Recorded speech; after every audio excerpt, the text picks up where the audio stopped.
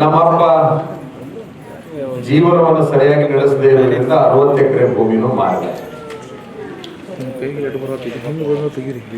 ನಾವೇನಾದ್ವಿ ಅಂದ್ರೆ ಶ್ರೀಮಂತನ ಮಕ್ಕಳು ಆದ್ವಿ, ಆದ್ರೆ ಬಡತನದಲ್ಲಿ ಬದುಕ್ತಾ ಇದ್ವಿ. ಬಡತನ ಅಂದ್ರೆ ಏನು, ಕೂಲಿ ಮಾಡೋದಂದ್ರೆ ಏನು, ಕಷ್ಟ ಅಂದ್ರೆ ಏನು, ಎಲ್ಲದರ ಅರಿವು ಪುಸ್ತಕ ಓದಿ ಬಂದಿಲ್ಲ ನಮಗೆ. ಪುಸ್ತಕ ಓದ್ಕೊಂಡ್ಮೇಲೆ ಬಂದಿದ್ದಲ್ಲ. ರೈತರ ಬಗ್ಗೆ ಭಾಷಣ ಮಾಡೋರೆಲ್ಲ ರೈತರೇ ಆಗಿರ್ತಾರಂತಲ್ಲ, ಕಷ್ಟದ ಬಗ್ಗೆ ಭಾಷಣ ಮಾಡೋರೆಲ್ಲ ಕಷ್ಟನೇ ಪಟ್ಟಿರ್ತಾರಂತ ಏನಿಲ್ಲ. ಆದ್ರೆ ನನ್ನ ಬಗ್ಗೆ ನಿಮಗೆ ಹೇಳೋದಾದ್ರೆ ನನ್ನ ಜೀವನ ಬಹಳ ರೋಮಾಂಚನಕಾರಿಯಾಗಿರ್ತಕ್ಕಂತಹ ಜೀವನ. ನಾವು ಹಳ್ಳಿ ಒಳಗೆ ಹುಟ್ಟಿರೋದ್ರಿಂದ ಕುಷ್ಟಗಿ ತಾಲೂಕು ಬೊಮ್ಮನಾಳ ಅನ್ನುವಂಥದ್ದು ಒಂದು ಚಿಕ್ಕ ಗ್ರಾಮದಲ್ಲಿ ಹುಟ್ಟಿದವರು.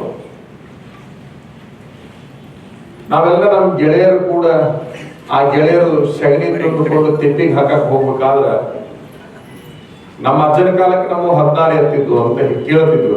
ನಾವು ನೋಡಿಲ್ಲ. ಆಕಳುಗಳು ಬಹಳ ಇದ್ವು, ಎತ್ತುಗಳು ಬಹಳ ಇದ್ವು, ನೀರಾವರಿ ಎಲ್ಲ ತೋಟ ನೆಮ್ಮದಿಯಾಗಿತ್ತು, ಹಿಂಗೆಲ್ಲ ಕೇಳ್ತಿದ್ವಿ. ಮುಂದೆಲ್ಲ ಕಳ್ಕೊಂಡ ನಂತರದಲ್ಲಿ ರೈತರ ಮಕ್ಕಳ ಜೋಡಿ ನಾವು ಅವ್ರ ತಿಪ್ಪಿಗೆ ಸಗಣಿ ಹಾಕಕ್ ಹೋಗ್ಬೇಕಾದ್ರೆ ಅವ್ರು ಕೂಡ ಹೋಗ್ತಿದ್ವಿ. ಅವ್ರ ತಿಪ್ಪಿ ಬಹಳ ಎತ್ತರ ಕಾಣ್ತಿತ್ತು, ನಮ್ಮ ತಿಪ್ಪಾಗ ಬಹಳ ಅದ್ರ ಬೂದಿ ಇರ್ತಿತ್ತಾಗ. ನಾ ಹೇಳ್ತಾ ಇರೋದು ನನ್ನ 7-8ನೇ ವಯಸ್ಸಿನಾಗಿ ನನ್ನ ಬಾಯ್ 7-8ನೇ ವಯಸ್ಸಿನ ಹುಡುಗಿದ್ದಾಗ ನಾನು ನಮ್ಮ ಮನೆಯೊಳಗೆ ಹೋಗಿ ನಮ್ಮ ಅಮ್ಮಗ ನಮ್ಮ ಅವ್ಗ ಕೇಳ್ತಿದ್ದೆ, ಅವ್ರ ತಿಪ್ಪಿ ಒಳಗೆ ಇಷ್ಟೆಲ್ಲ ಸಗಣಿ ಐತಿ, ನಮ್ಮ ತಿಪ್ಪಿಯಾಗ ಸಗಣಿನ ಇಲ್ಲಲ್ಲ. ಅವ್ರು ನನಗೆ ಅಂತಿದ್ರು, ಅವ್ರ ಮನ್ಯಾಗ ಎತ್ತು ಎಮ್ಮೆ ಆಕಳದವಪ್ಪ, ನಮಗ್ ಹೊಲ ಇಲ್ಲ ಫಲ ಇಲ್ಲ, ಎಲ್ಲ ನಿಮ್ಮ ಅಪ್ಪ ಮಾರಿಬಿಟ್ಟ, ಎಲ್ಲಿಂದ ಸಗಣಿ ತರಬೇಕು, ಸಗಣಿ ದನ ಇದ್ರೆ ಸಗಣಿ, ಸಗಣಿ ಇದ್ರೆ ತಿಪ್ಪಿ, ತಿಪ್ಪಿ ಇದ್ರೆ ಹೊಲ, ಹಿಂಗೆಲ್ಲ ಹೇಳ್ತಿದ್ರು. ನಾನು ಅವಾಗ ಜಿದ್ದಿಗೆ ಬಿದ್ದೆ. ನಮ್ಮ ಮನೆಯೊಳಗೆ ದನ ಇಲ್ಲ, ಆದ್ರೆ ದನಗಳೆಲ್ಲ ರಸ್ತೆ ಉದ್ದಕ್ಕೂ ಸಗಣಿ ಹಾಕಿರ್ತಾವಲ್ಲ, ಅದನ್ನೇ ಯಾಕಂತ ನಾನು ತಿಪ್ಪಿಗೆ ಹಾಕಬಾರ್ದು ಅಂತೇಳಿ ನಾನು ವಿಚಾರ ಮಾಡ್ಕೊಂಡೆ. ಆ ರಸ್ತೆ ಗುಂಟ ಬೆಳಗ್ಗೆ ಹೋಗ್ತಿದ್ದೆ, 2 ದೊಡ್ಡ ಪುಟ್ಟಿ ಸಗಣಿ ತಗೊಂಡು ಹೋಗ್ತಿದ್ದೆ ನಾನು. ಅದರ ನಂತರದಲ್ಲಿ ಯಾವ ಬಿದ್ದು ನಾವು ಸ್ವಾಮಿಗಳಾಗಿರೋದ್ರಿಂದ ಯಾರೋ ಮೂಲ ನಕ್ಷತ್ರ ಶಾಂತಿಗಾಗಿ ಒಂದು ಸಾಯ್ತೈತೆ ಬದುಕ್ತೈತೆ ಅನ್ನುವಂಥದ್ದು ಒಂದು ಆಕಳ ಕರ ತಂದ್ಬಿಟ್ರು ಅವ್ರು. ಈ ಸ್ವಾಮಿಗಳಿಗೆ ಮೂಲ ನಕ್ಷತ್ರ ದೋಷಕ್ಕೆ ಒಂದು ಆಕಳ ದಾನ ಮಾಡ್ಬೇಕಂತ ಐತಿ.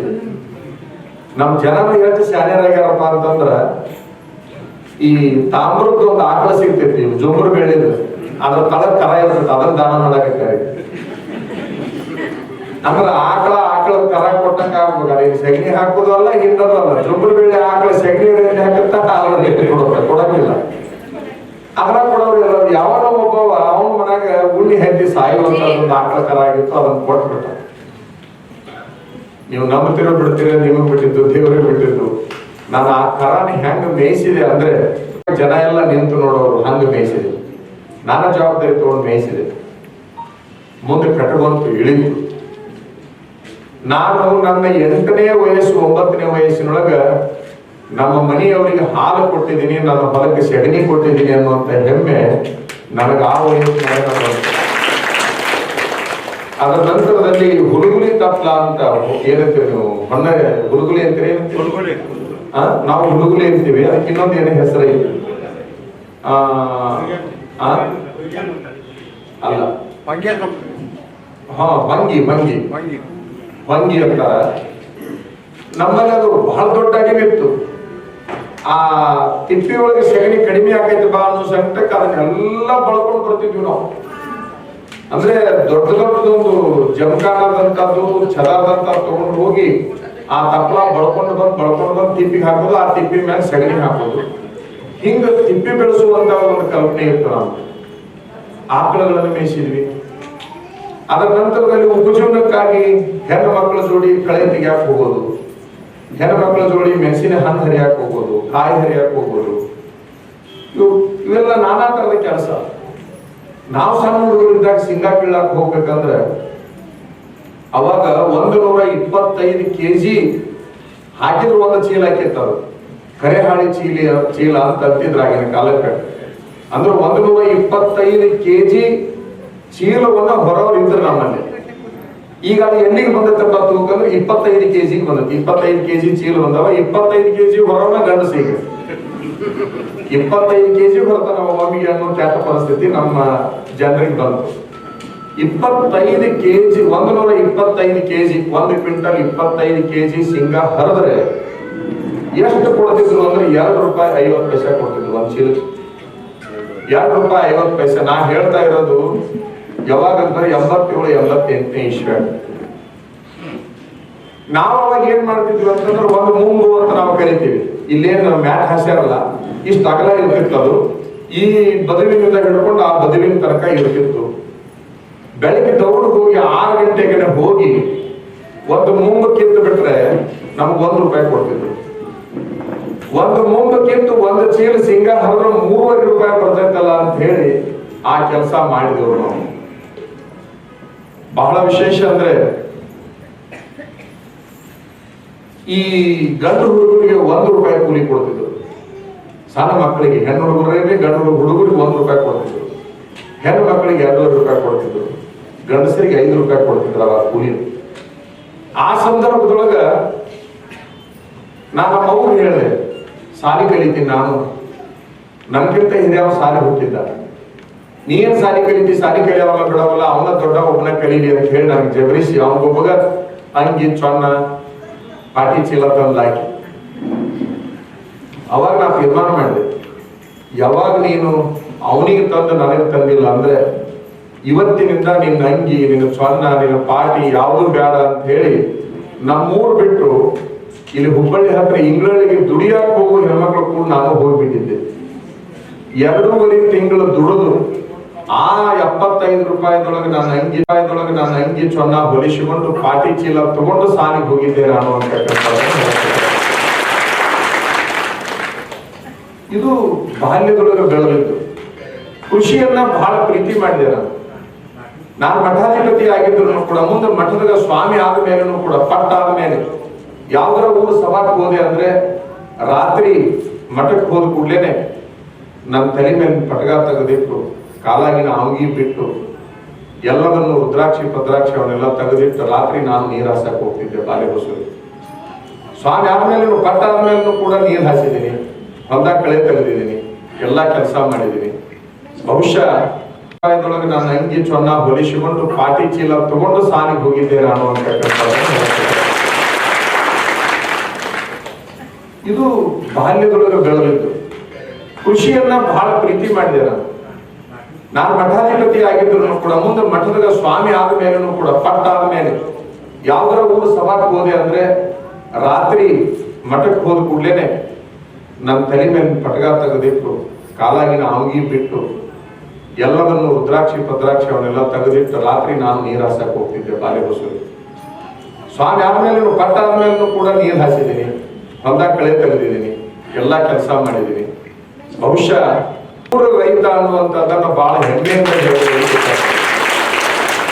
ಈಗ ನಮ್ಮ ಸಿರಹಟ್ಟಿ ಮಠದ 2,000 ಎಕರೆ ಭೂಮಿ. ಮನೆ ತಾನೇ ನಾನು ಕೃಷಿ ಮಾಡ್ಬೇಕಾದ್ರೆ ಬೀಜದ ಸಂಕಟ ಏನು, ಗೊಬ್ಬರದ ಸಂಕಟ ಏನು, ಕಳೆ ತೆಗೆಸೋದ್ರ ಸಂಕಟ ಏನು, ಎಡೆ ಹೊಡಿಸೋದ್ರ ಸಂಕಟ ಏನು, ಮಳೆ ಬರಲಿಲ್ಲ ಅಂತಂದ್ರೆ ರೈತರ ಸಂಕಟ ಏನು, ಎಲ್ಲ ನೋವನ್ನ ಅನುಭವಿಸಿದವ. 80 ಎಕರೆ ಹೆಸರು ಹಾಕ್ಸಿದ್ದೆ ಹೊಲ. ಈ ವರ್ಷ ಅಲ್ಲ, ಹೋದ ವರ್ಷ 80 ಎಕರೆಗೆ ಹೆಸರು ಹಾಕಿದ್ರ ನಿಮಗೊಂದು ವಿಚಿತ್ರ ಹೇಳ್ತೀನಿ. 80 ಎಕರೆ ಹೆಸರು ಬಂದು ರಾಶಿ ಮಾಡಿದ್ವಿ. ಒಂದು 20 ತಾಡಪತ್ರಿ ತಗೊಂಡು ಬಂದು ರಾಶಿಯನ್ನು ಮುಚ್ಚಿದ್ವಿ. ಮಳೆ ಬರುವಂತ ಸೂಚನೆಗಳೆಲ್ಲ ಕಾಣಕತ್ತಿದ್ರು. ಬಹಳ ವ್ಯವಸ್ಥಿತ ರೀತಿ ಒಳಗೆ ಮುಚ್ಚಿ ಎಲ್ಲಾ ಮಾಡಿ ಪದ್ಧತಿ ಪ್ರಕಾರ ಮಾಡಿ ಸಭಾಕ್ ಹೋದೆ ಯಾವುದೋ ಊರಿಗೆ. ಆ ಜೀವದಾಗ ಜೀವ ಇದ್ದಿಲ್ಲ, ಮಳಿ ಬಹಳ ಇಳಿದಿತ್ತು. ಫೋನ್ ಮಾಡಿದೆ, ಮಳಿ ಹೆಚ್ಚು ಹೊಡೆಯಾಕತ್ತಿದ್ದ ಸರ್. ಹೋಗಿ ರಾತ್ರಿ 12 ಗಂಟೆಗೆ 8 ಗಂಟೆಗೆ ನಾ ರಾತ್ರಿ ಹೋದೆ.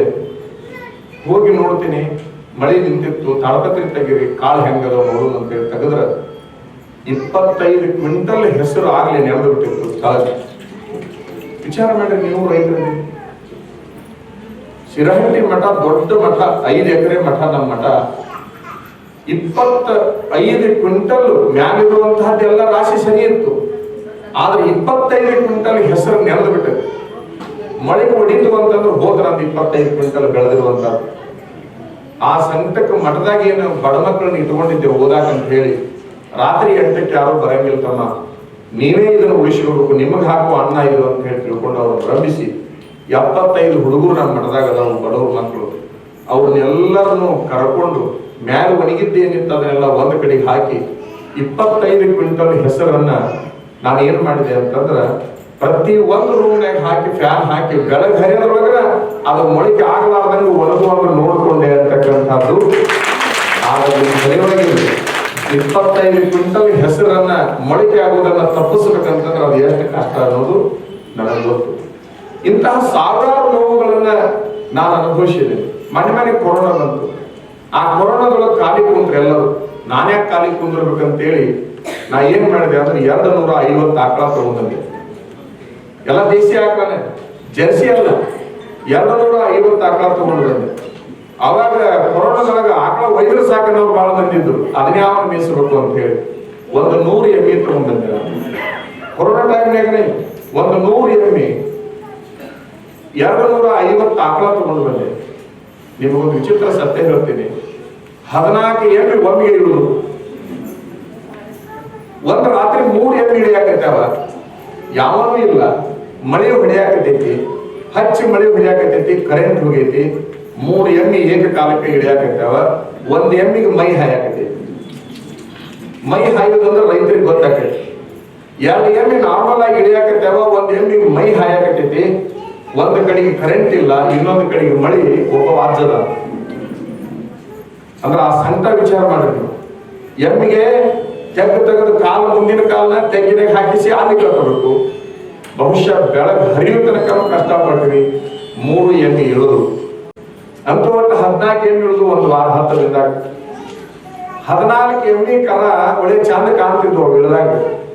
3 ತಿಂಗಳು ಆದ್ಮೇಲೆ ಅವು ಹೆಂಗೆ ಕಾಣ್ತಾವ ಅಂತ ನಿಮ್ಗೆ ಗೊತ್ತು. ದೊಡ್ಡ ದೊಡ್ಡ ಕೂದಲ, ಅವಕ್ಕೆಲ್ಲ ಏನವು ಸೀರು ತಗನಿ ಏನೇನಂತಾರಲ್ಲ, ಈ ಸೀರು ಇನ್ನೊಂದು ಏನಂತಾರ ಸೀರಿನ ಜೊತೆಗೆ ಚಿಕ್ಕಾಡ ಗುಂಗಾಡ ಓಸು ಅದ್ರ ಮೈಯ. ಇದು ಆಚಾರ್ಯ ಸತ್ತ ಹೋಗ್ತವ್ರಿ, ಇದ್ರೊಳಗೆ ನೀವು ಏನಾರು ಮಾಡಿ ದೌಡಿದ್ರೆ ಕೂದಲ ಕತ್ತರಿಸ್ಬೇಕು ಅಂತ ಊರನ್ನ ಮಂದಿ ಬಂದು ಹೇಳೋರು. ಇದು ಕೂದಲ ಕಟ್ ಮಾಡವ್ ಯಾವಾಗ ಅದನ್ನ ಕರ್ಕೊಂಡು ಬರ್ರಿ ಅಂತಂದ್ರ ಅವೆಲ್ಲ ಹಳೆ ಕಾಲದಾಗ ಇದ್ರಿ, ಈಗ ಯಾರು ಮಾಡ್ಬೇಕು? ಯಾವ್ದಾರು ಒಂದು ಕರ ಇದ್ರೆ ನಾವ ಕಟ್ ಮಾಡ್ತೀವಿ, ಒಂದೇನು ಇದ್ರೆ ನಮ್ಮ ಮನ ನಾವು ಉಳಿಸ್ಕೊತೀವಿ. ಅಲ್ಲಿ ಇದ್ದವ್ರ ಯಾವ ಊರಾಗ ಅವನು ಕರ್ಕೊಂಡು ಬಾ ಅಂತ ನಾ ಕರೆಯಾಗ ಕಳಿಸಿದೆ. ಒಬ್ಬ ಹರಿಜನರ ಹುಡುಗ ಇದ್ದ, ಅವ ನನಗೆ ಬಂದು ಹೇಳ್ದ, ಊರಾಗೆಲ್ಲ ಎಮ್ಮೆ ಬಳಸೋ ಅಂತ ಅಸಹ್ಯ ಮಾಡ್ತಿದ್ರ ಜರ, ಅದ್ರ ಸಲುವಾಗಿ ನಾನು ಅವತ್ತನ್ನ ಕೈ ಬಿಟ್ಟು ಬಿಟ್ಟೆ, ಮರ್ಯಾದೆ ಕಟ್ಕೊಂಡು ಏನ್ ಮಾಡೋದು ಅಂತ ಹೇಳಿ. ಅದಕ್ಕಾಗಿ ಮರ್ಯಾದೆ ಹೋಗ್ತೇನೆ, ನೀ ಏನು ವಿಚಿತ್ರ ಇದೀನಿ, ಕಾಯ್ಕಪ್ಪ, ಎಲ್ಲ ಕೆಲಸ ಒಂದೇ. ಅದೇನು ಬಂಗಾರ ತೂಗುದು ಬಂಗಿ ಬೆಳೆಯೋದು ಎಲ್ಲರೂ ಕೆಲಸವು. ಬಂಗಾರ ತೂಗುದು ಹೆಚ್ಚಲ್ಲ, ಹೇಸಿಗೆ ಬೆಳೆಯೋದು, ಅದು ಬಂಗಿ ಅಂದ್ರೆ ಹೇಸಿಗೆ ಬೆಳೆಯೋದು, ಅದೇನು ಕಡಿಮೆ ಅಲ್ಲ, ಎಲ್ಲವೂ ಕಾಯಕ ಅಂತೇಳಿ ತಿಳ್ಕೊಬೇಕು ಅಂತ ನಾವು ತಿಳಿಸಿ ಹೇಳಿದೆ.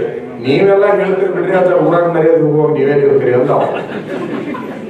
ಅವಾಗ ನಾ ಏನ್ ಮಾಡಿದೆ ಅಂತಂದ್ರೆ, ಸರಿ ಬಿಡಪ್ಪ, ಅವ್ನು ಕಟ್ ಮಾಡು, ಎಮ್ಮೆ ಕಾರ ಕೂದಲ ಕಟ್ ಮಾಡು, ಅವು ಇವು ಏನದಾವಲ್ಲ ಕತ್ರಿ, ನಿಂಗೆ ರೊಕ್ಕ ಕೊಡ್ತೀನಿ, ಹೋಗಿ ತಗೊಂಬ ಲಕ್ಷ್ಮೇಶ್ವರ ಹೋದ ತಗೊಂಡು ಬಂದ. ಈ ನನ್ನ ಹೆಬ್ಬೆರಳ ಇಲ್ಲೇನು ಬೆರಳಿತದ್ದು, ಹಿಂಗ್ ಕರಗಾಗಿದ್ದೆ ಅದಕ್ಕಂದ್ರೆ ಕೂದಲ ಕಟ್ ಮಾಡಿಬೇಡ. ಮೊನ್ನೆ ನಾ ದಿನಕ್ಕೆ 2 ಕರನ ಕಟ್ ಮಾಡವ ಕೂದಲ. ಯಾವಾಗ 14 ಎಮ್ಮೆ ಕರದ ಕೂದಲ ಕಟ್ ಮಾಡಿದೆ, ಮುಂದೆ ಎಮ್ಮೆ ಕೂದಲ ಬೋಳಿಸ್ಬೇಕಲ್ಲ. ಕಟ್ ಮಾಡೋದು ಬಹಳ ಸುಲಭ, ಬೋಳಿಸೋದೈತಲ್ಲ ಒಳ್ಳೆ ಕಷ್ಟ ಕೆಲಸ. ಮತ್ತೇನ್ ಮಾಡಿದೆ ಅಂದ್ರೆ ಹಾವೇರಿ ತಾಲೂಕು ಗೋಡ್ವಾಳ ಅಂತ ಹೇಳಿ, ಅಲ್ಲಿ ನಾಗಣ್ಣ, ಉಳ್ಳಾಗಡ್ಡಿ ನಾಗಪ್ಪ ಅವ್ರು ಅಂತ ಯಾರು ಅದಾರ, ಅವ್ರು ಮೋಸನ್ನು ಕರೆಯಾಗ ಕಳಿಸಿದೆ. ಎಮ್ಮೆ ಬೋಳಿಸೋದು ಕಲಿಸಿರೋ ನಂಗೆ ಅಂದೆ. ಯಾವುದು ಬೋಳ್ಸಂಗಿಲ್ಲ ಇಲ್ಲ, ಎಮ್ಮೆ ಬೋಳಿಸೋದು ಕಲಿಸ್ರಿ ಅಂದೆ. ಅವ್ರು ನನಗೆ ಕಲಿಸ್ಕೊಟ್ರು. ಅಂತೂ ನಿಮಗೆ ಹೇಳ್ತೀನಿ, ದಿನಕ್ಕೆ 2 ಎಮ್ಮೆ ಬೋಳ್ಸಾಕ್ ಚಾಲು ಮಾಡಿದೆ. ಕರದ ಕೂದಲೂ ಕಟ್ ಮಾಡಿದೆ, ಎಮ್ಮೆನೂ ಬೋಳಿಸಿದೆ. ನಿಮಗೊಂದು ವಿಚಿತ್ರ ಹೇಳೋದಂದ್ರೆ, ಈ ಕೊಪ್ಪಳ ರಾಜ್ಯದ ಬಹುಭಾಗದ ಸಂಪರ್ಕ ನಮಗಿದೆ. ಆ ಬಹುಭಾಗದ ಸಂಪರ್ಕದಲ್ಲಿ ನಾನು ಎಲ್ಲ ರೈತರ ನೋವನ್ನು ಅನುಭವಿಸಿದ್ದೇನೆ. ನೀರಾವರಿಯ ಸಂಕಟ ಏನಿದೆ, ವನ ಬೇಸಾಯದ ಸಂಕಟ ಏನಿದೆ, ರೈತ ಬೆಳೆದ ಬೆಳೆಗೆ ಬೆಲೆ ಬರಲಿಲ್ಲ ಅಂದ್ರೆ ಅವನ ಸಂಕಟ ಏನು, ಬೆಳೆ ಬರಲಿಲ್ಲ ಅಂದ್ರೆ ಅವನ ಸಂಕಟ ಏನು, ಒಟ್ಟಾರೆ ನಿಮಗೇನು ನೋವು ಐತಲ್ಲ ಆ ನೋವು ನನಗೆ ಚೆನ್ನಾಗಿ ಗೊತ್ತು ಅಂತಕ್ಕಂಥದ್ದನ್ನ ಈ ಸಂದರ್ಭದಲ್ಲಿ ಹೇಳಿಕೊಂಡು ಒಂದು ಮಾತನ್ನು ಹೇಳಲಿಕ್ಕೆ ಇಚ್ಛಾ ಪಡ್ತೀನಿ. ಈ ಭಾಗದ ನೂರಾರು ಸಮಸ್ಯೆಗಳನ್ನು ನೋಡಿ, ಒಂದು ಕಡೆಗೆ ಮಹದಾಯಿ, ಇನ್ನೊಂದು ಕಳಸಾ ಬಂಡೂರಿ, ಏನೇನು ಬರ್ತಾವೆ ಎಲ್ಲವೂ ಕೂಡ ನನಗೆ ಚೆನ್ನಾಗಿ ಗೊತ್ತು. ಬಹಳ ಸಾರಿ ನಾನು ಅದರಲ್ಲಿ ಪಾಲ್ಗೊಂಡಿದ್ದೇನೆ. ಎಲ್ಲ ರೈತರ ನೋವುಗಳು ನನಗೆ ಚೆನ್ನಾಗಿ ಗೊತ್ತಿರೋದ್ರಿಂದ ನಾನು ಈ ಹೋರಾಟಕ್ಕೆ ಇಳಿಬೇಕಾಯ್ತು. ಇಲ್ಲಿ ನೌಕರರ ಸಂಕಟದಲ್ಲಿದ್ದಾರೆ, ವ್ಯಾಪಾರಿಗಳ ಸಂಕಟದಲ್ಲಿದ್ದಾರೆ, ರಾಜಕಾರಣಿಗಳು ಸಂಕಟದಲ್ಲಿದ್ದಾರೆ, ಎಲ್ಲ ಸಮಾಜದ ಜನಗಳು ಸಂಕಟದಲ್ಲಿದ್ದಾವೆ. ಅದಕ್ಕೆಲ್ಲದಕ್ಕೂ ಕಾರಣ ಒಬ್ಬರೇ ಒಬ್ಬರು ಅಂತಕ್ಕಂಥದ್ದು ನಿಮಗೆಲ್ಲ ಗೊತ್ತೈತಿ.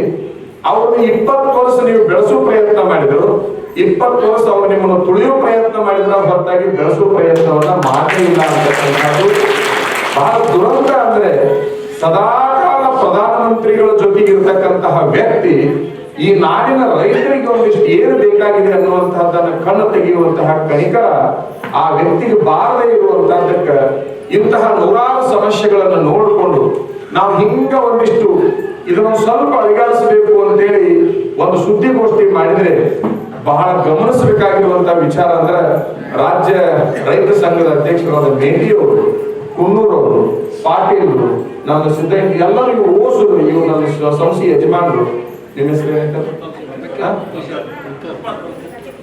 ಇವರು ಎಲ್ಲರೂ ನನ್ನ ಹತ್ರ ಬಂದ್ರು. ಅಜ್ಜ, ನೀವು ರೈತರ ಪರವಾಗಿ ಮಾತಾಡಿದ್ ನಮ್ಗೆ ಬಹಳ ಖುಷಿ ಅನಿಸೈತಿ. ನೀವೇನ್ ಕೇಳಾರ ಮುಂದುವರೆದಿದ್ದ ಕರೆ ಆದ್ರೆ ರಾಜ್ಯ ರೈತ ಸಂಘ, ಹಸಿರು ಸೇನೆ ಎಲ್ಲವೂ ನಿಮ್ಮ ಪರವಾಗಿರ್ತೈತಿ, ಮಹದಾಯಿ ಹೋರಾಟ ಸಮಿತಿ ನಿಮ್ಮ ಪರವಾಗಿರ್ತೈತಿ ಅನ್ನುವಂತ ಮಾತನ್ನು ನಾವು ಹೇಳಿದ್ವಿ. ಅವಾಗೂ ಕೂಡ ನಾನು ಒಪ್ಕೊಳ್ಳಿಲ್ಲ. ನಾನು ಸ್ವತಂತ್ರನಲ್ಲ, ನಾನು ಮಠಾಧಿಪತಿ ಆಗಿರೋದ್ರಿಂದ ನಾನು ಬಹಳ ವಿಚಾರ ಮಾಡ್ಬೇಕಾಗುತ್ತೆ. ಕಾಯೋಣ ಕಾಯೋಣ ಕಾಯೋಣ ಅಂತ ಇವ್ರು ಜೋಡಿ ಮಾತಾಡ್ತಾ ಮಾತಾಡ್ತಾ ಕೊನೆಗೆ ಮಠಾಧಿಪತಿಗಳೆಲ್ಲ ನನಗ ವಿನಂತಿ ಮಾಡಿಕೊಂಡ್ರು. ಎಷ್ಟೋ ಮಠಾಧಿಪತಿಗಳು ಕೈ ಮುಗಿತೀನಿ ಅಜ್ಜವರ, ನೀವು ಮುಂದಕ್ಕೆ ಹೋಗ್ಬೇಕು, ನಾ ಮಠಾಧಿಪತಿ ಅನ್ನುವಂತ ವಿಚಾರದಲ್ಲಿ ಕುಂದ್ರೋದು ಬೇಡ, ಇಡೀ ನಾಡಿಗೆ ಸಂಕಟ ಬಂದಾಗ ಏನು ನೋಡೋದು ಬೇಡ, ಮುನ್ನೂರು ಒಂದೇ ಕೆಲಸ ಅನ್ನುವಂತಹ ಮಾತನ್ನ ಮಠಾಧಿಪತಿಗಳು ಹೇಳ್ಕೊಂಡ್ರು, ರೈತರು ಹೇಳ್ಕೊಂಡ್ರು, ಈ ನಾಡಿನ ನಾಯಕರು ಹೇಳ್ಕೊಂಡ್ರು, ಪಕ್ಷಾತೀತವಾಗಿ ಹೇಳ್ಕೊಂಡಿದ್ದಾರೆ. ಆಶ್ಚರ್ಯ ಅಂತಂದ್ರೆ ಈ ಕಡೆ ಬಿಜೆಪಿಯವರು ಹೇಳ್ಕೊಂಡ್ರು, ಆ ಕಡೆ ಕಾಂಗ್ರೆಸ್ನವರು ಹೇಳ್ಕೊಂಡ್ರು, ಇನ್ನೂ ಬೇರೆ ಬೇರೆ ಪಕ್ಷದವರು ಕೂಡ ಹೇಳ್ಕೊಂಡ್ರು, ಪಕ್ಷೇತರರು ಹೇಳ್ಕೊಂಡ್ರು. ಅವರೆಲ್ಲರ ವಿನಂತಿ ಮೇರೆಗೆ ನಾ ಅನಿವಾರ್ಯವಾಗಿ ಈ ಸಾರಿ ಧಾರವಾಡ ಮತಕ್ಷೇತ್ರದ ಪಕ್ಷೇತರ ಅಭ್ಯರ್ಥಿಯಾಗಿ ಚುನಾವಣೆಗೆ ನಿಂತುಕೊಳ್ಬೇಕಾಗಿರುವಂತಹ ಪ್ರಸಂಗ ನನಗೆ ಬೇಕಾಗಿರ್ಲಿಲ್ಲ, ಜನರಿಗೆ ಬೇಕಾಗಿರೋದ್ರಿಂದ ಜನರ ಸಲುವಾಗಿ ನಿಂತುಕೊಂಡಿನೇ ಹೊರತಾಗಿ ನನ್ನ ಸಲುವಾಗಿ ನಾನು ನಿಂತುಕೊಂಡಿಲ್ಲ. ನಿಮಗೆ ಗೊತ್ತಿರಲಿ, ನನಗೆ ಯಾವುದರ ಕೊರತೆ ಅನ್ನೋದು ಈಗಿಲ್ಲ. ಹುಟ್ಟಿದ್ದು ಬಹಳ ಬಡತನದಲ್ಲಿ ಇರ್ಬೋದು, ಸ್ವಾಮಿಗೆ ಏನು ಕೊರತೆ ಇರ್ತದ, ಅವಿಗೆ ಉಣ್ಣಾಕ್ ಕೊರತೆ ಇರ್ತದ, ಉಡಾಕ್ ಕೊರತೆ ಇರ್ತದ. ನೀವು ರೈತರ ಮಠಕ್ಕೆ ಬರ್ಬೇಕಾದ್ರೆ ಹಂಗ ಬರೋದಿಲ್ಲ. ನಿಮ್ಮ ಮನ್ಯಾಗ ಒಂದಿಷ್ಟು ಜೋಳ ತರ್ತೀರಿ, ಬ್ಯಾಳೆ ಇದ್ರೆ ಬ್ಯಾಳೆ ತರ್ತೀರಿ, ಗೋಧಿದ್ರೆ ಗೋಧಿ ತರ್ತೀರಿ, ಏನ್ ತರಂಗಿಲ್ಲ. ನೀವು ಮಠಕ್ಕೆ ಬರ್ಬೇಕಾದ್ರೆ ಮಠಗಳಿಗೆ ಅನ್ನದಾತರು, ಹೌದಾ, ತಂದು ಹಾಕೋರು ನೀವ, ಉಂಡು ಹೋಗೋರು ನೀವ. ಆದ್ರೆ ಈ ಪರಿಸ್ಥಿತಿ ಒಳಗ ನಾನು ಸುಖವಾಗಿರೋದು ಮುಖ್ಯ ಅಲ್ಲ, ನನ್ನ ನಾಡಿನ ಜನ ಸುಖವಾಗಿರೋದು ಮುಖ್ಯ ಅನ್ನೋ ಒಂದೇ ಒಂದು ಕಾರಣಕ್ಕೆ ಈ ರಂಗವನ್ನು ನಾನು ಪ್ರವೇಶ ಮಾಡಿಲ್ಲ. ಒಂದು ಮಾತು ಕೊಡ್ತೀನಿ ನಿಮಗೆ, ನೀವೆಲ್ಲರೂ ಈ ಕ್ಷಣದಿಂದ ಹೋರಾಟಕ್ಕೆ ಇಳಿದು ನನ್ನನ್ನೇನಾದ್ರೂ ಬೆಂಬಲಿಸಿ, ಈಗಾಗಲೇ ಬೆಂಬಲ ಘೋಷಣೆ ಮಾಡಿದಿರಲ್ಲ, ನನ್ನ ಜೊತೆಗೇನೆ ಇರಬೇಕು, ನನ್ನನ್ನೇ ಆರಿಸ್ತರಬೇಕು ಅನ್ನುವಂತಹ ಬೆಂಬಲವನ್ನು ಘೋಷಣೆ ಮಾಡಿದಿರಿ. ಒಂದು ಮಾತ್ರ ರಾಜಕಾರಣಿಗಳು ಹೇಳಿದಾಗ ನಾನು ಹೇಳೋದಿಲ್ಲ, ಅದರ ಅವಶ್ಯಕತೆ ನನಗಿಲ್ಲ. ನಾನು ಪ್ರತಿಯೊಬ್ಬನ ರೈತನಿಗೆ ಮೊದಲನೇ ಆದ್ಯತೆ ಕೊಡ್ತೇನೆ ಹೊರತಾಗಿ ಬೇರೆ ಯಾರಿಗೂ ಕೂಡ ಮೊದಲನೇ ಆದ್ಯತೆಯನ್ನು ಕೊಡೋದಿಲ್ಲ. ನಾಲಿಗೆ ಅಂದ್ರೆ ನಾಲಿಗೆನೆ. ಎಲ್ಲ ರೈತರ ನಿಮ್ಮ ಮಕ್ಕಳ ಓದು ಎಷ್ಟು ಕಷ್ಟದ್ದಾಗಿದೆ, ನಿಮ್ಮ ಮಕ್ಕಳಿಗೆ ಶಾಲೆಗೆ ಅಡ್ಮಿಷನ್ ಮಾಡಿಸೋದು ಎಷ್ಟು ಕಷ್ಟದ್ದಾಗಿದೆ, ನಿಮ್ಮ ಮಕ್ಕಳನ್ನ ಹೋಗಿ ಹಾಸ್ಟೆಲ್ನಾಗ ಇಡೋದು ಎಷ್ಟು ಕಷ್ಟದ್ದಾಗಿದೆ. ಎಲ್ಲ ರೈತರು ನಮ್ಮ ಹತ್ರ ಬರ್ತಾರೆ, ಅಜ್ಜಾರ ಒಂದು ಪತ್ರ ಕೊಡ್ರಿ, ಅಜ್ಜಾರ ಒಂದು MLA ಒಂದು ಫೋನ್ ಮಾಡಿ ಹೇಳ್ರಿ, ಎಲ್ಲರ ಹಾಸ್ಟೆಲ್ ಕೊಡ್ಸ್ರಿ, ಮಕ್ಕಳನ್ನ ದವಾಖಾನಿಗೆ ಹಾಕಿವ್ರಿ, ಒಂದು ಫೋನ್ ಮಾಡಿ ಹೇಳ್ರಿ, ಯಾರು ನೋಡೋರಿಲ್ಲ. ಹಿಂಗ ನೂರಾರು ಸಮಸ್ಯೆಗಳು ನನಗೆ ಗೊತ್ತಿರೋದ್ರಿಂದ ಬಹುಶಃ ಅವ್ರು ಯಾರು ನಿಮ್ಮನ್ನ ನಮ್ಮನ್ನ ಹಂಚಿಕೊಳ್ಳದೆ ಇರೋದ್ರಿಂದ ನಮ್ಮ ಸುಖ ನಿಮ್ಮ ನಿಮಗ, ನಿಮ್ಮ ಸುಖ ನಮಗ, ನಮ್ಮ ದುಃಖ ನಿಮಗೆ, ನಿಮ್ಮ ದುಃಖ ನಮಗ ಅನ್ನುವಂತ ಪರಿಸ್ಥಿತಿ ಇವತ್ತು ನಮ್ಮ ಎದುರಿಗೆ ಬಂದು ನಿಂತಿರೋದ್ರಿಂದ ಅನಿವಾರ್ಯವಾಗಿ ಚುನಾವಣೆಗೆ ಬಂದು ನಿಂತಿದ್ದೇನೆ. ನನಗೆ ಬಹಳ ಖುಷಿ ಅನಿಸೋದಂತಂದ್ರೆ 6 ತಿಂಗಳು ತಯಾರಿ ಮಾಡ್ಕೋಬೇಕಾಗಿತ್ತು ಅಜ್ಜಾರ ಅಂತ ಬಹಳ ಮಂದಿ ಹೇಳ್ತಾರೆ. ನಾನು ನಿಲ್ಲಬೇಕಾಗಿತ್ತಂದ್ರೆ 6 ತಿಂಗಳು ತಯಾರಿ ಮಾಡ್ಕೋಬೇಕಾಗಿತ್ತು, ನನಗದ್ರ ಅವಶ್ಯಕತೆ ಇರಲಿಲ್ಲ. ಈ ಎಲ್ಲ ಸಮಸ್ಯೆಗಳಿಗೆ ಅನಿವಾರ್ಯ ಅನ್ನೋ ಪರಿಸ್ಥಿತಿ ಒಳಗೆ ಎದೆ ಮೇಲೆ ಬಂದು ನಿಂತರು ಕೂಡ ಇಡೀ ಧಾರವಾಡ ಜಿಲ್ಲಾ ಜನತೆ ಅಲ್ಲ, ಇಡೀ ರಾಜ್ಯ ಅಲ್ಲ, ರಾಷ್ಟ್ರ ನಮ್ಮ ಧಾರವಾಡ ಜಿಲ್ಲಾ ಕಡೆಗೆ ನೋಡುವಷ್ಟರ ಮಟ್ಟಿಗೆ ನಾನು ಈಗಾಗಲೇ ಹೋರಾಟ ಮಾಡಿದ್ದೇನೆ. ಒಂಥರ ಚಳವಳಿ ಸ್ವರೂಪದೊಳಗೆ ಇದು ಹೋರಾಟ ಪ್ರಾರಂಭ ಆಗಿದೆ. ಯಾವುದೇ ಪರಿಸ್ಥಿತಿ ಒಳಗ ಒಂದು ನಿಮ್ಮ ಗಮನದಾಗಿರ್ಲಿ, ಬಹಳ ಜನ ಚುನಾವಣೆಗೆ ನಿಂತ್ರೆ ಆ ಚುನಾವಣೆ ಮುಗಿದ ಕೂಡಲೇ ಅವ್ರು ಮತ್ತೆ ಎಲ್ಲೋ ಒಂದು ಕಡೆಗೆ ಹೋಗಿ ತಮ್ಮ ಕೆಲಸಕ್ಕೆ ತಾವು ನಿಮ್ಮನ್ನು ಗಮನಿಸಲಾರ್ದಂಗೆ ಇರ್ತಾರ. ಆದ್ರೆ ನಾ ಮಾತು ಕೊಡ್ತೀನಿ, ಚುನಾವಣೆ ಮುಗಿದ ಮೇಲೆ ಗೆಲುವು ಸೋಲು ಪರಮಾತ್ಮನ ಪಾಲಿಗೆ ಬಿಟ್ಟು ಬಿಡೋಣ. ಆದ್ರೆ ನಾ ಮಾತ್ರ ನನ್ನ ಹೋರಾಟ ಏನು ಪ್ರಾರಂಭ ಮಾಡೀನಿ, ಇದನ್ನ ಕೊನೆಯ ತನಕನೂ ಮುಂದುವರಿಸ್ತೇನೆ ಅಂತಕ್ಕಂತಹ ಒಂದು ಮಾತನ್ನ ಈ ಸಂದರ್ಭದಲ್ಲಿ ಹೇಳಿಕೊಂಡು, ಎಲ್ಲ ರೈತರ ಸಮಸ್ಯೆಗಳು ದೂರ ಆಗಬೇಕು, ಈ ನಾಡಿನ ಎಲ್ಲ ವಿದ್ಯಾರ್ಥಿಗಳ ಭವನಿಗಳು ಓದುವ ಕಷ್ಟಗಳಂತ ಏನಾದ್ರು ಅವು ದೂರ ಆಗಬೇಕು, ಹತ್ತಾರು ಯೋಜನೆಗಳನ್ನು ಹಾಕಿಕೊಂಡು ಈ ರಂಗಕ್ಕೆ ಬಂದಿದ್ದೇನೆ. ಬಹುಶಃ ಅವರಿಗೆಲ್ಲ ಹೆಣ್ಣು ಮಕ್ಕಳು ಅನ್ನೋರು ಇರ್ತಾರೆ, ನನಗೆ ಯಾರು ಇಲ್ಲ. ಆದ್ರೆ ನನಗೆ ಒಂದು ಸತ್ಯ, ಜಾತ್ಯತೀತವಾಗಿ ಪಕ್ಷಾತೀತವಾಗಿ ಈ ನಾಡಿನ ಪ್ರತಿಯೊಬ್ಬ ಮತದಾರರ ಮನೆಯ ಮಗನಾಗಿ ಕೆಲಸ ಮಾಡ್ಲಿಕ್ಕೆ ಇಚ್ಛಾ ಪಡ್ತೇನೆ ಹೊರತಾಗಿ ನಾನು ವ್ಯಕ್ತಿಗತವಾಗಿ ಯಾವುದೋ ಒಂದು ವ್ಯವಸ್ಥೆಯೊಳಗೆ ಬದುಕುವ ಪ್ರಯತ್ನವನ್ನು ಮಾಡೋದಿಲ್ಲ. ನೀವೆಲ್ಲರೂ ಸ್ವಾಭಿಮಾನದಿಂದ ಈ ಕ್ಷಣದವರೆಗೆ ಇನ್ನು ನಮಗೆ ಯಾವ್ದು ಪಕ್ಷೇತರ ನಿಂತರಿಂದ ನಮ್ಗೆ ಗುರುತು ಯಾವ್ದಂತ ಗೊತ್ತಿಲ್ಲ, ಯಾವುದೂ ಗೊತ್ತಿಲ್ಲ. 18ನೇ ತಾರೀಕಿಗೆ ನಾವು ಚುನಾವಣೆಗೆ ನಾಮಪತ್ರವನ್ನು ಸಲ್ಲಿಸಬೇಕನ್ನುವಂತಹ ಒಂದು ತೀರ್ಮಾನವನ್ನ ಮಾಡಿದ್ದೇವೆ. ನೀವೆಲ್ಲರೂ ಬೆಂಬಲ ಕೊಟ್ಟಿರೋದ್ರಿಂದ ಒಬ್ಬರು 10 ಮಂದಿಯನ್ನ ಕರ್ಕೊಂಡು ಸ್ವಾಭಿಮಾನದ ಪ್ರತೀಕವಾಗಿ ನಾನು ಹೇಳೋದು, ಇದು ನಾನು ಹೆಸರಿಟ್ಟಿದ್ದೀನಿ. ಏನಂತ ಹೆಸರಿಟ್ಟಿದ್ದೀನಿ? ಇದು ಧರ್ಮ ಯುದ್ಧ. ಇದು ಚುನಾವಣೆ ಅಂತ ನಾನು ಅನ್ಕೊಂಡಿಲ್ಲ. ಇದು ಭ್ರಷ್ಟಾಚಾರಿಗಳ ವಿರುದ್ಧ, ಅಹಂಕಾರಿಗಳ ವಿರುದ್ಧ, ಜನರನ್ನ ತಿರಸ್ಕಾರ ಮಾಡಿದವರ ವಿರುದ್ಧ, ಕೇವಲ ಶ್ರೀಮಂತಿಕೆಯ ಸುಖದ ಸುಪ್ಪತ್ತಿಗೆಯಲ್ಲಿ ತೇಲಾಡುವವರ ವಿರುದ್ಧ ಇದು ನನ್ನ ಧರ್ಮ ಯುದ್ಧವಾಗಿದೆ. ಜೊತೆಗೆ ಇದು ನಿಮ್ಮ ಪಾಲಿಗೆ ಸ್ವಾಭಿಮಾನದ ಚುನಾವಣೆಯಾಗಿದೆ. ನನ್ನ ಪಾಲಿಗೆ ಧರ್ಮ ಯುದ್ಧ, ನಿಮ್ಮ ಪಾಲಿಗೆ ಸ್ವಾಭಿಮಾನ. ಸ್ವಾಭಿಮಾನ ಅಂದ್ರೆ ಏನು? ನಮ್ಮ ತನಕ ಧಕ್ಕೆ ಬಂದಂತ ಸಂದರ್ಭದಲ್ಲಿ ಯಾವುದೇ ಪರಿಸ್ಥಿತಿ ಒಳಗೆ ಮಾನ ಹೋಗುತ್ತೋ ಪ್ರಾಣ ಹೋಗುತ್ತೋ ಅದರ ಬದಿಗಿಟ್ಟು ಹೋರಾಟ ಮಾಡುವಂತಹದ್ದು, ಅದು ಸ್ವಾಭಿಮಾನ ಅಂತಕ್ಕಂಥದ್ದು. ಇವತ್ತು ನಿಮ್ಮ ಪಾಲಿಗೆ ನಮ್ಮ ಪಾಲಿಗೆ ಇದು ಒಂದು ಸ್ವಾಭಿಮಾನದ ಚುನಾವಣೆ ಆಗಬೇಕು, ಆಗಿದೆ ಅಂತಕ್ಕಂಥ ಮಾತನ್ನು ಈ ಸಂದರ್ಭದಲ್ಲಿ ಹೇಳಿ, ಯಾವ ಪಕ್ಷವನ್ನು ಯಾವ ಜಾತಿಯನ್ನು ಈ ಸಾರಿ ಲೆಕ್ಕಿಸಲಾರ್ದಂಗ ನೀವೇನ್ ಮಾಡ್ಬೇಕಪ್ಪ ಅಂದ್ರ ಒಬ್ಬ ಸ್ವಾಮಿಯನ್ನ ಗುರುತಿಸಿ ಬೆಂಬಲಿಸಿದ್ದೇ ಕಡೆ ಆದ್ರೆ ಭವಿಷ್ಯದೊಳಗ ಈ ನಾಡಿನ ಸಮಸ್ಯೆಗಳು ಸಾವಿರಾರು ಬಗೆಹರಿತಾವ ಅಂತಕ್ಕಂಥ ವಿಚಾರ ಎಲ್ಲರಿಗೂ ಗೊತ್ತಿದೆ ಅಂತಕ್ಕಂಥ ಗಮನಕ್ಕೆ ಇಷ್ಟಪಡ್ತೇನೆ.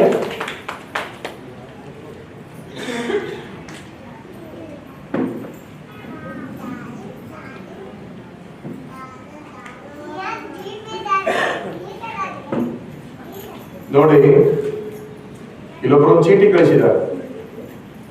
ನಾನು ಧ್ವನಿ ಎತ್ತಿದ ಮೇಲೆ ಯಾರು ಬಹಳ ಬಲಿಷ್ಠರಾಗಿ 20 ವರ್ಷ ನಾ ಆಳಿನಿ, ನಾನು ಒಂದು ಬರಮಗ ಯಾವದನ ಅಂತ ಹೇಳೋ ಅಹಂಕಾರದೊಳಗೆ ಮೆರೆಯಾಕತ್ತಿದ್ರು. ಅವ್ರು ನಾ ಧ್ವನಿ ಎತ್ತಿದ ಮೇಲೆ ಅವ್ರಿಗೆ ಎಂತ ಪರಿಸ್ಥಿತಿ ಬಂದೈತಂದ್ರೆ ಎಲ್ಲಾರು ನೆನಪಾಗಿಟ್ಬಿಟ್ರು. ಅವ್ರು ರೈತರು ನೆನಪಾಗಿಟ್ಟಾರ. ನಿನ್ನೆ ಸ್ವಾಮಿಯರ್ ಮೀಟಿಂಗ್ ಕರ್ದಾರ, ಬಹಳ ಮಂದಿ ಸ್ವಾಮಿಯರ್ ಮೀಟಿಂಗ್, ನಿನ್ನೆ 5 ಮೀಟಿಂಗ್. ನಮ್ಮಂತ ಸ್ವಾಮಿಗಳನ್ನೇ ಲೆಕ್ಕಕ್ಕೆ ತೆಗೆದುಕೊಳ್ಳದೆ ಇರುವಂತ ಆ ಮನುಷ್ಯ ಊರಾಗಿನ 5-6 ಕರ್ಕೊಂಡು ಮೀಟಿಂಗ್ ಮಾಡೋದು ಏನು ಒಂದ ಹೇಳ್ದ ಆ ಪರಿಸ್ಥಿತಿ. ಬಹುಶಃ ನನಗನ್ಸುತ್ತ 10 ದಿವಸಕ್ಕೆ ಇಷ್ಟು ತತ್ತರಿಸಾಗಿ ಹೋದೆ ಈ ಗಿರಾಕಿ. 6 ತಿಂಗಳು ಮೊದಲು ನಾನೇನಾದ್ರು ಬಂದಿದ್ದೆಪ್ಪ ಅಂತಂದ್ರೆ, ಬರೇ ಒಂದು 6 ತಿಂಗಳು ಬಂದಿದ್ದೆಪ್ಪ ಅಂತಂದ್ರೆ ಈ ಭಾರತ ದೇಶದಾಗ ಇರ್ತಿದ್ರು ಇಲ್ಲ ಅನ್ನುವಂತ ಪರಿಸ್ಥಿತಿ ಅವ್ರಿಗೆ ಬಂದಿದೆ. ನನಗೊಂದು ಏನು ಖುಷಿ ಅಂತಂದ್ರೆ, ಈಗಾದ್ರೂ ಇಷ್ಟು ಸಂಕಟ ಕಾಲದೊಳಗೂ ಎಲ್ಲ ನೆನಪಾಗಲ್ಲ.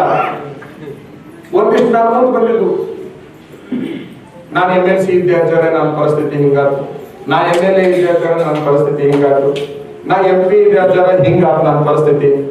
ನನ್ನ ಜೀವನ ಹಾಳಾಗಿದ್ದೆ ಅವರಿಂದ, ನನ್ನ ರಾಜಕೀಯ ಭವಿಷ್ಯ ಹಾಳಾಗಿದ್ದೆ ಅವರಿಂದ, ನನ್ನ ಮನೆತನ ಹಾಳಾಗಿದ್ದೆ ಅವರಿಂದ, ಎಷ್ಟೋ ಮಂದಿ ನಮ್ಮ ದಾಳಿ ಆಯ್ತು ನನ್ನ ಮೇಲೆ ನಾನಾ ತರ ಅವರಿಂದ. ಹಿಂಗೆಲ್ಲ ಹೇಳ್ಗಳು ಅವ್ರು ಓಸುವ ಸಂಕಟಕ್ಕೆ ನಾನು ಬಂದೆ. ಆತ ಬಹಳ ಜಾಗ್ರತ ನನ್ನ ಮೇಲೆ ಒಂದು ಏನ್ ಮಾಡಿದಂದ್ರೆ, ಇವೇನು ಓಸು MLA MLC MP ಬಂದಿದ್ರು ನನ್ನ ಮುಂದ, ಅವ್ರಿಗೆಲ್ಲರಿಗೂ ಚಂದ ಮುಗಿಗೆ ತುಪ್ಪ ಹೊರಿಸಿದ್ದಾರೆ. ಏನ್ ತುಪ್ಪ ಅಂದ್ರೆ, ನಿನ್ನೆ MLC ಮಾಡಿಬಿಡ್ತೀನಿ ಮುಂದಿನ ಚುನಾವಣೆ ಹೋಗುವ 16 ಮಂದಿ ಹೊಂಟ ಒಂದು MLC ಸರ್ ಮಾಡದೆ ಎಷ್ಟು ಮಂದಿರಪ್ಪ? ಒಬ್ಬರನ್ನಲ್ಲ. ನನಗೆ ಚೆನ್ನಾಗಿ ಗೊತ್ತೈತಿ, ಇವೇನು 16 ಹೋಗ್ಯಾವಲ್ಲ, ಇದ್ರಾಗ ಒಬ್ಬರು ಮಾಡಂಗಿಲ್ಲ. ಆತ ಮಾಡೋದು ಬೇರೆ, ಅವ್ರು ಬೇರೆ ಎ ಸಿ ರೂಮ್ನಾಗ ಮಲಗಿರ್ತಾರ, ಅವ್ರನ್ನ ಮಾಡೋದು. ಈ ಆಕ್ಸಿಡೆಂಟ್ ಆದ್ಮೇಲೆ ಅವ್ರು MLC ಅಂತ ಮಾಡ್ತಾರೆ ಗೊತ್ತಲ್ಲ, ಈ 16 ಮಂದಿಗೂ ಆ MLC ಮಾಡಬಹುದೇ ಹೊರತಾಗಿ ಈ MLC ಅಂತೂ ಮಾಡೋದಿಲ್ಲ. ಪಾಪ ನಾನು MLC ಆಗ್ಬೋದು ಅಂತ ಅಡ್ಡಾಡಕತ್ತೇವ. ನಾನು ಯಾವ MLC MLA MP ಯಾರನ್ನೂ ನಂಬಿಲ್ಲ. ಮತದಾರ ನನ್ನ ನಿಲ್ಸ್ಯಾನ ಅಂತಂದ ಮೇಲೆ ನನ್ನ ಎರಡೂ ಸಮಾನವು, ಸನ್ಯಾಸಿಗಳಿಗೆ ಎರಡೂ ಸಮಾನ, ಅದ್ರ ಯಾವ ಅವಶ್ಯಕತೆ ನನಗಿಲ್ಲ. ಆದ್ರೆ ಧರ್ಮ ಯುದ್ಧದಲ್ಲಿ ಹಣದ ಪ್ರಭಾವ ಇರಂಗಿಲ್ಲ, ಧರ್ಮ ಯುದ್ಧದಲ್ಲಿ ಹಣದ ಪ್ರಭಾವ ಇರಂಗಿಲ್ಲ, ಧರ್ಮ ಯುದ್ಧದಲ್ಲಿ ಹೆಣ್ಣದ ಪ್ರಭಾವ ಇರಂಗಿಲ್ಲ, ಧರ್ಮ ಯುದ್ಧದಲ್ಲಿ ಕಣ್ಣದ ಪ್ರಭಾವ ಇರಂಗಿಲ್ಲ, ಧರ್ಮ ಯುದ್ಧದಲ್ಲಿ ದಬ್ಬಾಳಿಕೆ ಇರುವುದಿಲ್ಲ, ಧರ್ಮ ಯುದ್ಧದಲ್ಲಿ ನ್ಯಾಯ ನೀತಿ ಸಂಸ್ಕೃತಿ ಸ್ವಾಭಿಮಾನ ಮಾತ್ರ ಇರ್ತಾವೆ ಹೊರತಾಗಿ ಬೇರೆ ಯಾವ ಇರಲಿಕ್ಕೆ ಸಾಧ್ಯ ಇಲ್ಲ ಅಂತಕ್ಕಂಥದ್ದನ್ನ ಅವೆಲ್ಲ ಅರ್ಥ ಮಾಡಿಕೊಂಡು ಒಟ್ಟಾರೆ ಏನು ನಮ್ಮನ್ನ ಬೆಂಬಲಿಸಿದಿರಿ, ಸಭೆಯೊಳಗೆ ಮಾತ್ರ ಬೆಂಬಲ ಬರೋದು ಬಹಳ ಮಹತ್ವದ್ದಲ್ಲ, ಮನೆಯೊಳಗೆ ಹೋಗಿ ಬದಲಾವಣೆ ಮಾಡುವಂತ ಒಂದು ದೊಡ್ಡ ಹೋರಾಟ ಏನೈತಲ್ಲ ಅದು ನಿಜವಾದ ಬೆಂಬಲ ಅಂತಕ್ಕಂಥದ್ದನ್ನು ಹೇಳಿಕೊಂಡು ಇವತ್ತಿನ ದಿವಸ 20 ದಿವಸ ನೀವು ನನ್ನ ಸಲುವಾಗಿ ದುಡಿದಿದ್ದ ಕರೆ ಆದ್ರೆ ಬರುವ ಮುಂದಿನ ಎಲ್ಲ ದಿನಮಾನಗಳನ್ನ ನಾನು ನಿಮ್ಮ ಸಲುವಾಗಿ ದುಡಿತೀನಿ ಅನ್ನುವಂತಹ ಮಾತನ್ನು ಈ ಸಂದರ್ಭದಲ್ಲಿ ನಿಮ್ಮೆಲ್ಲರಿಗೆ ಕೈ ಹಾಕಿಕೊಳ್ಳಲಿಕ್ಕೆ ಇಷ್ಟಪಡುತ್ತಾ, ಇಷ್ಟು ದಿವಸ ನಾನು ಸ್ವಾಮಿ ಆಗಿರೋದ್ರಿಂದ ಭಿಕ್ಷಾ ಬೇಡಿದ್ದೀನಿ. ನಾನು ಯಾರ ಸಲುವಾಗಿ ಭಿಕ್ಷಾ ಬೇಡಿದ್ದೀನಿ ಅಂದ್ರೆ ನಿಮ್ಮ ಮಕ್ಕಳ ಸಲುವಾಗಿ, ಬಂದವರು ಊಟದ ಸಲುವಾಗಿ ಭಿಕ್ಷಾ ಬೇಡಿದ್ದೀನಿ. ತಿರ್ಕೊಂಡು ಬಂದು ಕರ್ಕೊಂಡು ಹೋಗುವಂತ ಒಂದು ಮಾತೈತಿ, ತಿರ್ಕೊಂಡು ಬಂದೀವಿ ಕರ್ಕೊಂಡು ಉಂಡೀವಿ ಎಲ್ಲರನ್ನು. ಆದ್ರೆ ಈ ಸಾರಿ ನಾ ಬೇಡ್ತಾ ಇರೋದು ಹಿಂದೆಂದೂ ಬೇಡದೆ ಇರುವಂತಹ ಭಿಕ್ಷೆಯನ್ನ ನಿಮಗೆ ಎದುರಿಗೆ ಬೇಡಲಿಕ್ಕೆ ಬಂದಿದ್ದೇನೆ. ಅದು ಮತದಾನದ ಭಿಕ್ಷೆ, ಮತದಾನದ ಭಿಕ್ಷೆ. ಮತವನ್ನ ಯಾರು ಮಾರಾಟ ಮಾಡಬೇಡ್ರಿ. ಮತವನ್ನ ಮಾರಾಟ ಮಾಡಿದ್ರೆ ದೇಶವನ್ನ ಮಾರಾಟ ಮಾಡಿದಂಗ ಆಗ್ತದೆ. ನಿಮ್ ತಲೆಗಿರ್ಲಿ, ದೇಶವನ್ನ ಮಾರಾಟ ಮಾಡಿದಂಗ ಆಗುತ್ತೆ. ಅದಕ್ಕೆ ಯಾವುದೇ ಪರಿಸ್ಥಿತಿ ಒಳಗ ನೀವು ಮತವನ್ನ ದಾನನೇ ಮಾಡ್ಬೇಕೇ ಹೊರತಾಗಿ ಎಂದೂ ಕೂಡ ಅದನ್ನ ಮಾರಾಟ ಮಾಡಬಾರ್ದು. ನಿಮ್ಗೆ ಸತ್ಯ ಗೊತ್ತಲ್ಲ, ನಮ್ಮ ಹುಡುಗಿಯನ್ನ ನಾವು ಕೊಡ್ಬೇಕಾದ್ರೆ ಅದಕ್ಕೆ ಏನಂತ ಹೆಸರಿರ್ತೀವಿ ನಾವು? ಕನ್ಯಾದಾನ ಅಂತೀವಿ. ಕನ್ಯಾ ಮಾರಾಟ ಅಂತ ಯಾರು ಬಂದಾರೆ? ಎಲ್ಲರೂ ಬಂದಾರೆ ಕನ್ಯಾ ಮಾರಾಟ ಮಾಡಾಕತ್ತೀವಂತ ಸಾಧ್ಯನೇ ಇಲ್ಲ. ಯಾಕಂದ್ರೆ ಅದು ಅಪವಿತ್ರ ಸಂಸ್ಕೃತಿ. ದಾನ ಪವಿತ್ರ ಸಂಸ್ಕೃತಿ. ಕನ್ಯೆಯನ್ನು ದಾನ ಮಾಡ್ತೀವಿ, ಮತವನ್ನು ದಾನ ಮಾಡ್ತೀವಿ. ಕನ್ಯೆಯನ್ನ ಮಾರಾಟ ಮಾಡಿದ್ರೆ ಹೆಂಗ ಮನೆತನಕ್ಕೆ ಅಗೌರವ ಆಗ್ತದೆ, ಹಂಗ ಮತವನ್ನ ಮಾರಾಟ ಮಾಡಿದ್ರೆ ದೇಶಕ್ಕೆ ಅಗೌರವ ಆಗ್ತೈತಿ. ಮನಿ ಗೌರವನೂ ಅಷ್ಟೇ, ದೇಶದ ಗೌರವನೂ ಅಷ್ಟೇ ಅಂತಕ್ಕಂಥ ತಾವು ತಲೆಯಲ್ಲಿ ಇಟ್ಕೊಂಡು ಅಂತೂ ಮಿಕ್ಕಿ ಅವ್ರು ಏನಾರ ಖುಷಿ ಬಂದಿದ್ರು ಒಳಗೆ ಕಳಿಸ್ತಿದ್ರು ತಗೋರಿ, ನಿಮ್ಮ ಓಟು ಮಾತ್ರ ಸ್ವಾಮಿಗಳಿಗೇ ಮೀಸಲಾಗಿರುವಂತಹ ಪ್ರಯತ್ನವನ್ನ ನೀವು ಮಾಡಲಿ ಎನ್ನುವಂತಹ ಒಂದು ಸೂಚನೆಯನ್ನ ಈ ಸಂದರ್ಭದಲ್ಲಿ ನಿಮಗೆ ಕೊಟ್ಟು ಒಂದು ಅವಕಾಶ ನೀವು ಏನಾದರೂ ಸ್ವಾಭಿಮಾನದಿಂದ ಇದನ್ನು ಮಾಡಿದ್ದೇ ಆದ್ರೆ ಬರುವ ದಿನಮಾನಗಳು ಈ ನಾಡಿಗೆ ವರಪ್ರಧಾನವಾಗಿರುತ್ತವೆ ಅಂತಕ್ಕಂಥದ್ದನ್ನ ಗಮನದಲ್ಲಿ ಇಟ್ಟುಕೊಂಡು ಹಳ್ಳಿ ಮಟ್ಟದಿಂದ ತಾಲೂಕು ಮಟ್ಟ, ಹೋಬಳಿ ಮಟ್ಟ, ಜಿಲ್ಲಾ ಮಟ್ಟದಲ್ಲಿ ನಾವು ಯಾರ್ಯಾರ ಕೆಲಸಗಳನ್ನು ಹೇಗೆ ಮಾಡಬೇಕು ಅನ್ನುವಂಥದ್ರ ಅರಿವು ನಮಗೆ ಬಹಳ ಚೆನ್ನಾಗಿರೋದ್ರಿಂದ ಬಹುಶಃ ನಿನಗೇನು ಅಲ್ಲಾಗತ್ತಿಲ್ಲ. ಬಹಳ ಜನ ಒಂದೇನಾರ ಕೆಲಸದ ಸಲುವಾಗಿ ಮನೆ ಪತ್ರ ತಗೊಂಡು ಓಡಬಹುದು ಅನ್ನೋಂಥ ಪರಿಸ್ಥಿತಿ ನಿಮಗೆ ಏನೈತಲ್ಲ, ಬರುವ ನಿರ್ಮಾಣದಲ್ಲಿ ಹಂಗಾಗೋದಿಲ್ಲ. ನಾನು ಗೆದ್ದ ನಂತರದಲ್ಲಿ ಬಹುಶಃ ಗಮನದಲ್ಲಿರಲಿ, ಏಕಕಾಲಕ್ಕೆ ರಾಷ್ಟ್ರ ಬೆರಗಾಗುವಂತಹ ಯೋಜನೆಗಳನ್ನ ಈ ಜಿಲ್ಲೆಗೆ ತಂದೆ ತೀರ್ತಾರೆ ಅನ್ನುವಂತಹ ಮಾತನ್ನ ಈ ಸಂದರ್ಭದಲ್ಲಿ ಹೇಳಿಕೊಂಡು ನಿರುದ್ಯೋಗದ ಸಮಸ್ಯೆ, ರೈತರ ಸಮಸ್ಯೆ, ವಿದ್ಯಾರ್ಥಿಗಳ ಸಮಸ್ಯೆ, ವೈದ್ಯಕೀಯ ಸಮಸ್ಯೆ, ನೂರಾರು ಸಮಸ್ಯೆಗಳು ನಿಮಗೇನು ಮಹದಾಯಿ ಅವೆಲ್ಲ ಯೋಜನೆಗಳಿದಾವ ಅವೆಲ್ಲ ನಿಮ್ಮ ಕೂಡ ನಾನೇ ಇರೋದ್ರಿಂದ ಬಹುಶಃ ಸುಲಭವಾಗಿ ಅವು ಕೆಲಸದಲ್ಲಿ ಕಾರ್ಯರೂಪದಲ್ಲಿ ಬರಬಹುದು ಅನ್ನುವಂತಹದ್ದು ಈ ಸಂದರ್ಭದಲ್ಲಿ ಹೇಳಿಕೊಂಡು ಬಹಳ ಜನ ಒಂದು ಪ್ರಶ್ನೆ ಕೇಳ್ತಿರ್ತಾರೆ ಬರಬಹುದು ಅನ್ನುವಂತಹದ್ದು ಈ ಸಂದರ್ಭದಲ್ಲಿ ಹೇಳಿಕೊಂಡು ಬಹಳ ಜನ ಒಂದು ಪ್ರಶ್ನೆ ಕೇಳ್ತಿರ್ತಾರೆ, ಅಜ್ಜವ್ರ ಈಗಂತೂ ನೀವು ಚುನಾವಣೆಗೆ ನಿಂತೀರಿ, ಗೆದ್ರಿ ಅನ್ನುವಂತ ಒಂದು ಪ್ರಶ್ನೆ ಕೇಳ್ತಿರ್ತಾರೆ. ಗೆದ್ರಿ ಯಾವ ಪಕ್ಷಕ್ಕೆ ಹೋಗ್ತೀರಿ, ಹೀಗೇನೇನೋ ನಾನಾ ತರದ ಪ್ರಶ್ನೆಗಳನ್ನ ಕೇಳ್ತಿರ್ತಾರೆ. ಆದ್ರೆ ಒಂದು ಸತ್ಯ ಹೇಳ್ತೀನಿ, ಅಂತಹ ಪರಿಸ್ಥಿತಿಯಲ್ಲಿ ನಾನು ಗೆದ್ದಂತಹ ಪರಿಸ್ಥಿತಿ ಒಳಗ ನನ್ನ ರೈತರ ಪಾಲಿಗೆ ಯಾರು ಅನ್ನದಾತರಾಗ್ತಾರೆ ಅಲ್ಲಿಗೆ ಹೋಗೋ ಪ್ರಯತ್ನ ಮಾಡ್ತೀನಿ ಹೊರತಾಗಿ ನಾ ಎಲ್ಲಿಗೂ ಹೋಗುವಂತಹ ಪ್ರಯತ್ನವನ್ನು ಮಾಡೋದಿಲ್ಲ ಅನ್ನುವಂತಹ ಒಂದು ವಿಚಾರವನ್ನು ಈ ಸಂದರ್ಭದಲ್ಲಿ ಹೇಳಿಕೊಂಡು ಎಲ್ಲ ರೈತರು ನನ್ನ ಬೆನ್ನಿಗೆ ನಿಂತಿದ್ದಕ್ಕಾಗಿ ನಾನು ನಿಮಗೆ ಋಣಿಯಾಗಿರ್ತೇನೆ, ಅಭಿನಂದಿಸ್ತೇನೆ. ನಿಮ್ಮ ಋಣ ಪ್ರಜ್ಞೆಯನ್ನ ಸದಾಕಾಲ ನೆನಪಿಟ್ಟುಕೊಳ್ತೇನೆ ಅನ್ನುವಂತ ಮಾತನ್ನು ಹೇಳಿ 18ನೇ ತಾರೀಕಿಗೆ ನಾನು ನಾಮಿನೇಷನ್ ಫೈಲ್ ಮಾಡಬೇಕು ಅಂತೇಳಿ ಘೋಷಣೆ ಮಾಡಿದ್ದೇನೆ. ನೀವೆಲ್ಲರೂ ಸ್ವಾಭಿಮಾನದಿಂದ ಒಬ್ಬೊಬ್ಬರು 10 ಮಂದಿ ಕರ್ಕೊಂಡು ಬಂದ್ರೆ ಇವತ್ತು ಅವರೆಲ್ಲ ನಿಮ್ಗೆಲ್ಲ ಗೊತ್ತಿರ್ತೈತಿ, ಕೋಟ ಕಳಿಸ್ತಾರ, ಏನೋ ಮಾಡ್ತಾರ, ಕರೆಸ್ಕೊಂತಾರ, ಎಲ್ಲ ಮಾಡ್ತಾರ, ಶಕ್ತಿ ಪ್ರದರ್ಶನ ಮಾಡ್ತಾರ. ನಮ್ಮದು ಹಣದ ಪ್ರದರ್ಶನ ಅಲ್ಲ, ಸ್ವಾಭಿಮಾನದ ಪ್ರದರ್ಶನ 18ನೇ ತಾರೀಕಿಗೆ ಮಾಡೋಣ ಅನ್ನುವಂತ ಮಾತನ್ನು ಈ ಸಂದರ್ಭದಲ್ಲಿ ನಿಮ್ಮೆಲ್ಲರ ಗಮನಕ್ಕೆ ನಾನು ತರಲಿಕ್ಕೆ ಇಚ್ಛಪಡ್ತಾ, ನಾನು ನಾಮಪತ್ರವನ್ನು ಒಳಗೆ ಸಲ್ಲಿಸುವಾಗ ಇಡೀ ರಾಜ್ಯದ ರೈತರ ಪ್ರತಿನಿಧಿಯಾಗಿ ಒಬ್ಬ ರೈತನನ್ನ ಒಳಗೆ ಕರ್ಕೊಂಡು ನನ್ನ ಜೊತೆಗೆ ಹೋಗ್ತೀನಿ ಅನ್ನುವಂತಹ ಮಾತನ್ನು ಈ ಸಂದರ್ಭದಲ್ಲಿ ಹೇಳಿಕೊಂಡು ನಾನು ಮಾತನ್ನು ಮುಗಿಸ್ತೇನೆ.